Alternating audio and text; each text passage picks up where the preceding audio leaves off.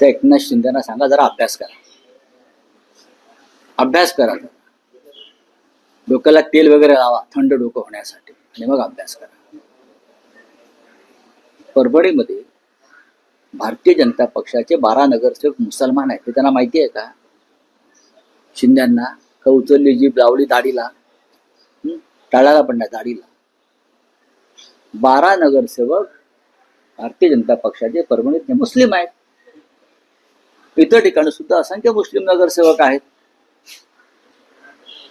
काय या देशामध्ये, या महाराष्ट्रामध्ये मराठी भाषिक मुस्लिम आहेत. ते काय घुसखोर नाहीत ना, मराठी भाषिक मुस्लिम आहेत. आमचे तालुका प्रमुख आहेत, ते आमचे पदाधिकारी आहेत, वर्षानुवर्ष काम करणारे.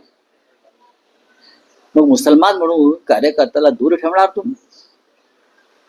तुमच्यासारख्या गद्दारांपेक्षा तो निष्ठावान मुसलमान परवडला.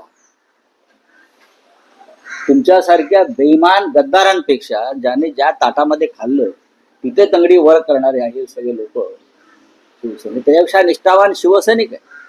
परभणीचा जो मेयर झाला, तालुका प्रमुख आहे आमचा, अनेक वर्ष पक्षाचं काम करतोय, झिजतो आहे, पक्षाबरोबर राहिला. अशा निष्ठावान शिवसैनिकाला जर परभणीत महापौर केला तर गद्दारांच्या पोटात दुखणारच.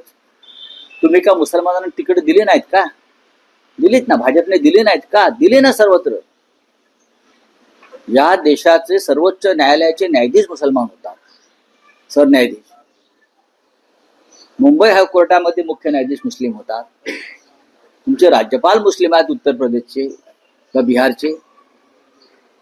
या देशाचे राष्ट्रपती वारंवार मुस्लिम झालेले आहेत. भारतीय जनता पक्षाने डॉक्टर अब्दुल कलामना केलेला आहे. काय तुम्ही आम्हाला सांगताय? तुम्हाला काय माहिती आहे एकनाथ शिंदेना?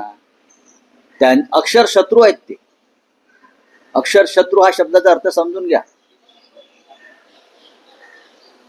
भारतीय जनता पक्षाला संधी मिळाली असती ना महापौर करण्याची परभणीत, तर त्या 12 मधलाच एखादा मुस्लिम नगरसेवक झाला. लक्षात ठेवा, हे पण तुम्हाला मी सांगतो.